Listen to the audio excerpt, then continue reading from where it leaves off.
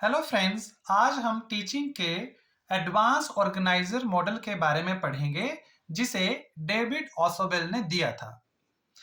This model is design to assist teachers in delivering information in meaningful way.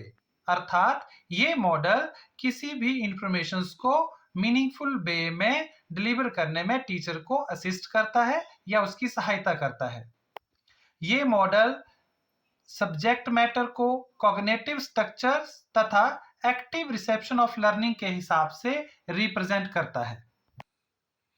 Assumptions of advance organizer model. First है presentation of informations. अर्थात अगर हम मान्यता की बात करें कि किसी भी इंफॉर्मेशन को ऑर्गेनाइज्ड वे में मीनिंगफुल तथा इफेक्टिव मैनर्स में प्रेजेंट किया जाता है। सेकंड है ऑर्गेनाइजेशन ऑफ इंफॉर्मेशंस। इसको हम दो प्रिंसिपल के आधार पे ऑर्गेनाइज करते हैं। फर्स्ट है प्रिंसिपल ऑफ प्रोग्रेसिव डिफरेंशिएशन और सेकंड है प्रिंसिपल ऑफ इंटीग्रेटेड रिकॉग्निशंस। अर्थात ऐसा सिद्धांत जो प्रोग्रेसिव है तथा उसको इंटीग्रेशन ऑफ नॉलेज करके रिकॉग्निशंस मिलती है। थर्ड है एनहांसेस कॉग्निटिव एबिलिटीज। अर्थात ये मॉडल जो है वो कॉग्निटिव एबिलिटीज को एनहांस करता है स्टूडेंट्स के अंदर। नेक्स्ट है basic elements of advance organizer model. First है focus. It helps teachers to organize effective verbal learning. Verbal learning को इफेक्टिवली ऑर्गेनाइज करने में फोकस जो है वो हेल्प करता है। इफेक्टिव वर्बल लर्निंग को दो तरह से हम जो है एनहांस कर सकते हैं। फर्स्ट है लीनियर लर्निंग, जो कि एक सीधी रेखा में चलने वाली लर्निंग है, अर्थात एक कंसेप्ट को कंप्लीट करके हम दूसरे पे जाते हैं। और सेकंड है ब्रांचिंग लर्निंग, जिसे हम हमारे पास हर एक कंसेप्ट में हर एक स्टेप पे ऑप्शन होगी, जब तक हम राइट ऑप्शन को टिक नहीं करेंगे हम आगे की लर्निंग को एनहांस नहीं कर पाएंगे। अब बात करते हैं सिंटैक्स की, संरचना की। एडवांस ऑर्गेनाइजर मॉडल में ये तीन भागों में विभाजित है। पहला है प्रेजेंटेशन ऑफ एडवांस मॉडल। इसमें तीन एक्टिविटीज को हम शामिल करते हैं।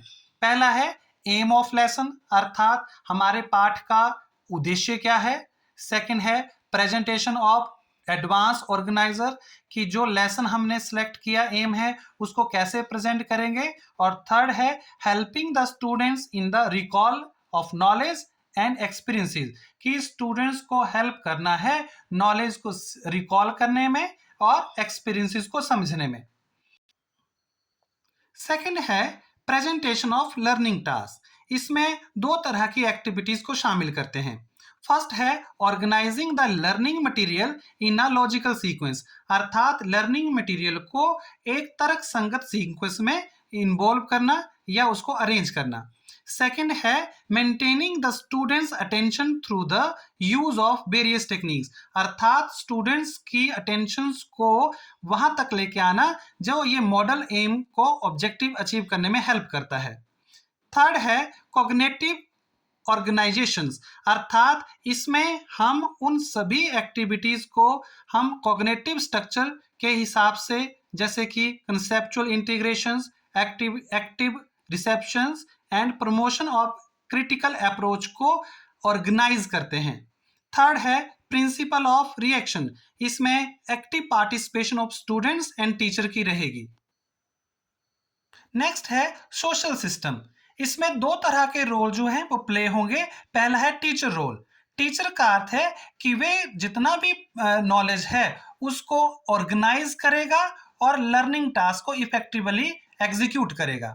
देन नेक्स्ट है स्टूडेंट्स रोल। स्टूडेंट्स रोल क्या होगा कि वो एक्टिव पार्टिसिपेट करेगा, नॉलेज को रिसीव करेगा या कंटेंट को समझेगा। फिफ्थ है सपोर्ट सिस्टम। इसमें जो टीचिंग एड है, टीएलएम है, वो आएगी ताकि मॉडल अच्छी तरह से एग्जीक्यूट हो सके। और लास्ट है इवैल्यूएशन, अर्थात मूल्यांकन, कि हमने ऑब्जेक्टिव्स को अचीव किया या नहीं किया। देन नेक्स्ट है advantages of advance organizer model. First है डेवलप मीनिंगफुल लर्निंग, कि इस मॉडल के सहायता से हम मीनिंगफुल लर्निंग को विकास करते हैं या उसको समझते हैं। सेकंड है सिंप्लीफिकेशन ऑफ कॉम्प्लेक्स कंसेप्ट, कि जो जटिल कंसेप्ट है उसको हम सिंप्लीफाई करके जो है बच्चों के सामने रिप्रेजेंट करते हैं। थर्ड है हेल्पफुल फॉर डाइवर्स लर्नर, कि जो डाइवर्स अधिगम करता है उनके लिए ये मॉडल बहुत अच्छा है। देन नेक्स्ट है डेवलप लॉजिकल थिंकिंग, ये मॉडल बच्चों में लॉजिकल थिंकिंग को डेवलप करता है।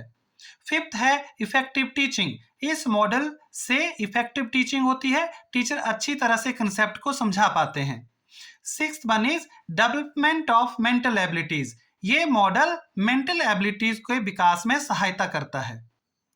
नेक्स्ट है disadvantages of advance organizer model. First है टाइम कंज्यूमिंग, कि इस मॉडल में अधिक समय लगता है, टाइम कंज्यूमिंग होता है। देन सेकंड है लैक ऑफ इफेक्टिव टीचर, क्योंकि हर कंसेप्ट को ऑर्गेनाइज टीचर करेगा, इसलिए टीचर इफेक्टिव होना बहुत जरूरी है।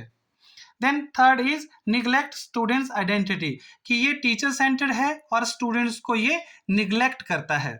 इस प्रकार हम कह सकते हैं कि एडवांस ऑर्गेनाइजर मॉडल जो है एक इंपॉर्टेंट मॉडल है टीचिंग में।